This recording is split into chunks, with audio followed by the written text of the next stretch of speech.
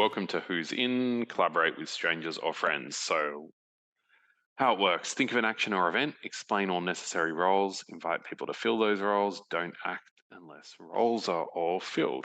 Okay, so I create a new action here. Start an action. So it could be anything from you want to host a party or you want to Have my kitchen clean. your what? Your kitchen I clean? want a clean kitchen at the end of the day. Yeah, absolutely. You want to clean the kitchen and you want multiple people to be involved. Oh my God, yeah, sure do. And at the end of the day, it's lovely to have a nice clean kitchen. Okay, title. So What? a role is just a function that someone might play Oh, for like that dish action. cleaner Yeah. cleans dishes and puts in rack dishwasher. Min So this is the minimum number of people that you would want for that role. 2. All right. And you can add another role if you want. Yeah. Dish putter awayer. Away dishes that are cleaned and dry. Yep, I think that is cool. Dish dryer. Give dishwasher not used. Dry dishes. One. Okay, so bench wiper.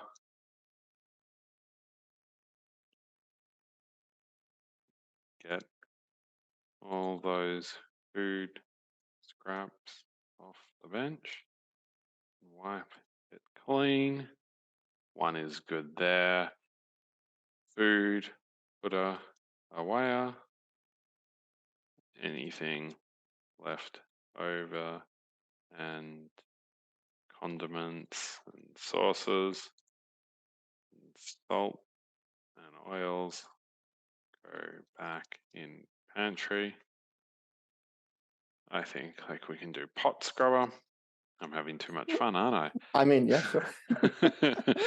I? Give lots of people over have a pot scrubber. 1 is good. And room. You're gonna need a lot of people. Oh, it can be the same. It can be overlap though, can't it? It can be the same people, yeah. Yeah. Put away cushions and chairs, and maybe even vacuum. Okay, great coordination. Yeah. Yeah. Oh, I love it already. At me. Yeah. Oh my God, who's in? So now what do? How do I tell you about this or someone So else? so This is I'm in the so app good. right now, and I'm if you click that, if you go to the top and you click that microphone, Yeah. it'll show up there, and it'll show up for me. So I see it on my machine, and I'm gonna add myself to dish putter aware. It's a great role. And if you go into the Here we action, go. there I am. Yeah. Okay, that was up to 2, so you can add me too. Yep. Sweet. And if every role is filled to at least the minimum required number of people, then everyone involved will get just a notification saying this action is ready, it can happen. Yep. So you could, I think these all have 1 minimum, so you could just add yourself to everyone and see that. Yeah. Okay, I'll do that. They all have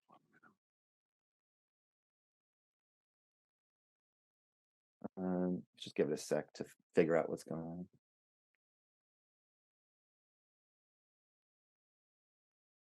Oh, oh, you got a note. You got several notifications. That might be a bug, but you at least you got notified. Yep. The action. Yeah. Oh yeah. Yep, I got my notifications.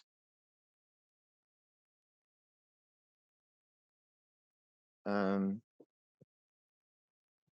you go. That's pretty much the whole app. Sweet. 8 committed. Okay.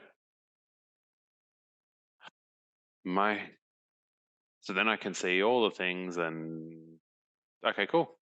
Yeah, I like it. I can see how yeah, you can see how building on this a little bit is going to be very, very, very powerful. And you can Simple use but this. powerful, isn't it? Yeah, that's kind of the goal with all of these tools, is to make them as simple as possible so that they're intuitive, Yep. but they also have to serve a sort of unique function that people aren't used to software doing. So what's the unique function here? The unique function is sort of this concept of there being a threshold of participation. Hmm. So the idea is, if you, because in a ad hoc group of people with no agreed upon decision making structures, there's no way of knowing when a decision has been made. You can't say this thing is happening and it's valid and we're going to be there until people actually say, yes, I'm going to be there. Yep. You can't just tell people to be there. Yep. There's nobody in charge. So you suggest something, you suggest cleaning the kitchen, and you say, here's the minimum number of people we would need for this to be worthwhile. And then if people sign up, then it happens. I want to go have a picnic and you just put it out to your friends. But what you put out is everything that's required to make it happen. And so it's not like, yeah. It's basically, if you get the signups for the required activities, boom, the picnic's happening. And if you don't, the picnic doesn't happen. Exactly.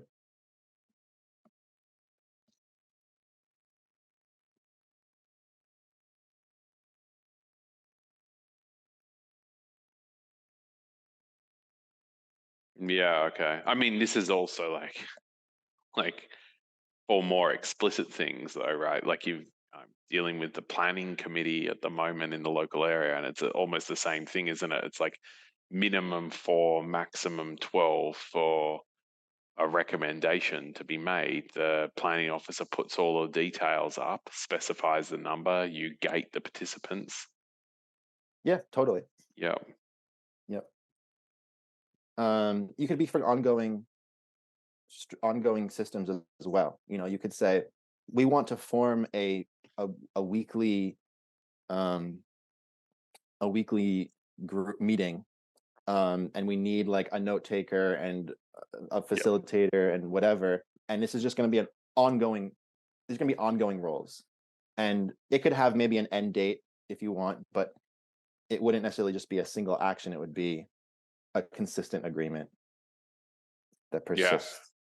It really makes sense. I mean, I'm thinking back, I mean, I don't know what like work culture looks like, because the last time I guess I worked in more of a traditional office setting was like end of 2016, early 2017.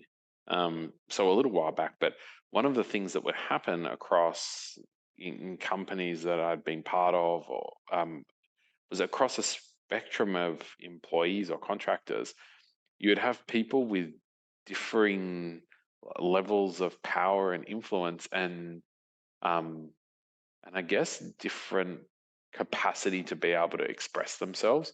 And so, depending on who would run a meeting, for example, someone will be very comfortable soliciting participation, and someone else would feel terrified of any participation whatsoever.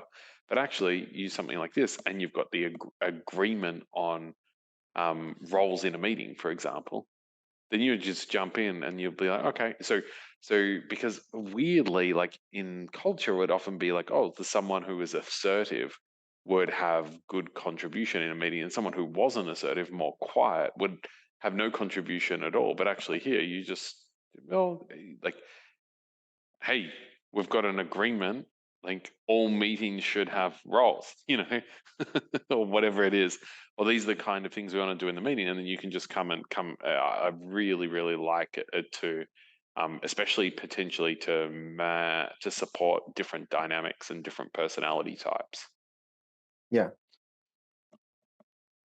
it provides a level of clarity that's often lacking in Yep.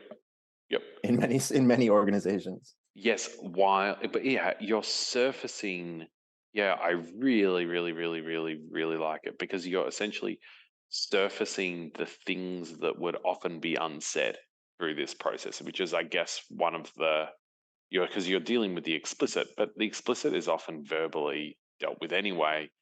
But you're also trying to through this process surface the implicit, I guess. Yeah, like what kind of implicit things are you thinking?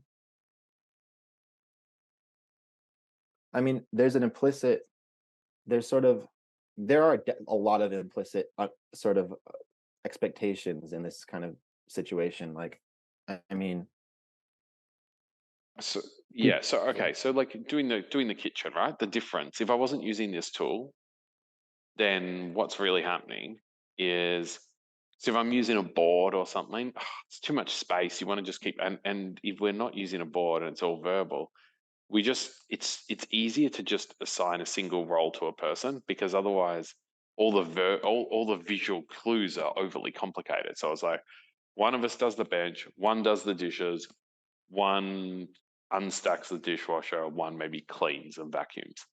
But actually, it's not a really good distribution of work, that system at all. It's just that our coordination tool, which is verbal agreement, is best suited to a single role for a single person.